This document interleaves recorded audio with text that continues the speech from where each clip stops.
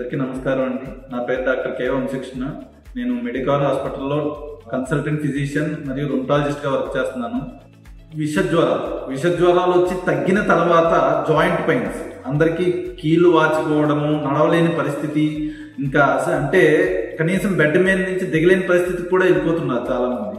దీన్ని ఏమంటారు అంటే సహజంగా పోస్ట్ వైరల్ ఆర్థరాలజీ అంటారండి.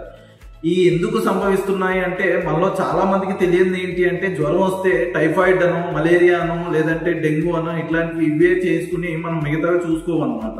చాలా మంది తప్పుగా ఏంటంటే ఏ టెస్ట్ అయినా టైఫాయిడ్ పాజిటివ్ వచ్చేస్తుంది అనుకుని ప్రతి ఒక్కరు టైఫాయిడ్ ఫీవర్ అనే దృష్టిలో వైద్యం చేసుకోవడం, మనం అట్లా వెళ్ళిపోవడం వల్ల ఏమవుతుంది అంటే వైరల్ ఫీవర్ అనే దాన్ని మనం మర్చిపోతున్నాం. దానివల్ల ఏంటి అంటే ఉత్తరోత్తర ఇలా కాంప్లికేషన్స్, అంటే వైరల్ ఫీవర్ వచ్చి తగ్గిన తర్వాత ఇలాగా పోస్ట్ వైరల్ ఆర్థరాలజీ రావడం ఇట్లాంటివన్నీ జరుగుతున్నాయి. సో దీన్ని మనం ఎలా ఆపాలి అన్నది సెకండ్ పాయింట్. ఫస్ట్ ఏంటి అంటే మనం ముందు అది వైరల్ ఫీవర్ అని పట్టుకోవాలి. అది పట్టుకున్న తర్వాత ఆ డిసీజ్ ముఖ్యంగా మన శరీరంలో ఉన్న ఇమ్యూన్ సిస్టమ్ని ఎఫెక్ట్ చేస్తుంది. ఏ వైరస్ అయినా మన బాడీలోకి ఎంటర్ అయినప్పుడు ఫస్ట్ మన ఇమ్యూన్ సిస్టమ్ని అటాక్ చేస్తుంది. ఆ ఇమ్యూన్ సిస్టమ్ని మనం స్ట్రాంగ్ అప్ చేయాలి. దాన్ని అందకన్నా మనం ఇది చేయాలి. అది చేయాలి అంటే మనం బాగా వైటమిన్ సి ఉన్న పదార్థాలు తీసుకోవాలి. బాగా యాంటీ ఆక్సిడెంట్స్ అంటే సహజంగా మనం తీసుకునే పదార్థాల్లో గ్రీన్ లీఫీ వెజిటబుల్స్ లో యాంటీ ఆక్సిడెంట్స్ అనేవి బాగా ఉంటాయి. అవి బాగా తీసుకోవాలి. బయట ఫుడ్స్ అనేవి అవాయిడ్ చేయాలి. ఆయిల్ ఫుడ్స్, ఫ్రైలు, మసాలాలు, junk foods, specifically junk foods అంటాము. ఈ జంక్ ఫుడ్స్ అనేవి కంపల్సరీ అవాయిడ్ చేయాలి.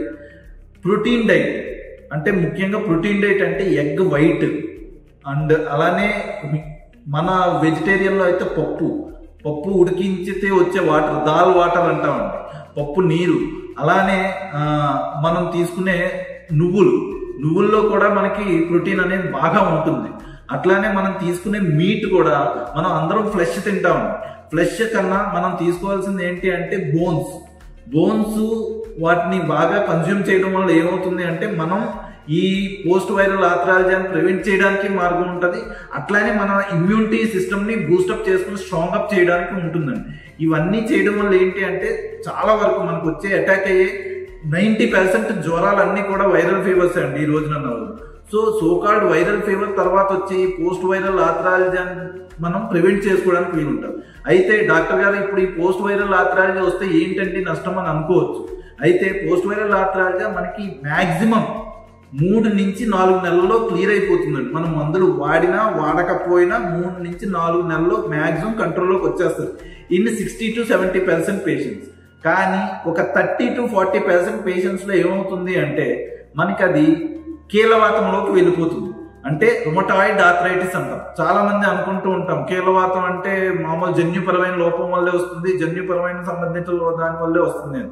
కేవలం జన్యుపరమైన వాటి వల్లే రాదండి. ఇలా వైరల్ ఇన్ఫెక్షన్ వచ్చి తగ్గిన తర్వాత కూడా మనకి కొన్ని పోస్ట్ వైరల్ ఆర్థరాలజీలు కూడా కీళ్ళవాతాల్లోకి సంభవించే ఛాన్సెస్ ఉంటాయి. ఎందుకు అంటే మన ఇమ్యూనిటీ సిస్టమ్ని అటాక్ చేయడం వల్ల. సో ఆ కీళ్ళవాతం అనే దాన్ని కూడా మనం ప్రివెంట్ చేసుకోవచ్చు సార్. చాలా మంది అనుకుంటూ ఉంటారు మేము టెస్ట్ చేసుకున్నామండి కానీ మాకేమీ బ్లడ్లో కనపడలేదండి, కీళ్ళవాతాన్ని ఎప్పుడు నెగిటివ్ అనే చూపిస్తుంది అని. సో కీళ్ళవాతం అనేది ఎప్పుడు ఎల్లవేళలా బ్లడ్లో కనపడాలి అని రూల్ లేదండి.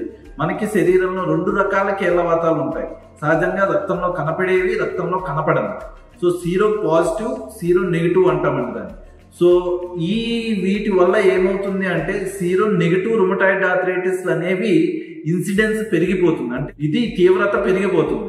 సో అది పెరిగిపోవడం వల్ల ఏమవుతుంది అంటే చాలా మంది అపోహ భ్రమ ఏంటి అంటే మనకి కీళ్ళవాతం లేదు అనే దాంట్లో ప్రొలాంగ్డ్గా ఉండిపోవడం వల్ల కాంప్లికేషన్స్ అనేవి డెవలప్ అయ్యి చాలా మంది డిఫార్మిటీస్లోకి వెళ్ళిపోతున్నారు. అవన్నీ జరగడానికి కారణం ఏంటి అంటే మనము చూసుకునే దాంట్లో లేదు కాబట్టి మనకి లేదు అనుకునే దాన్ని.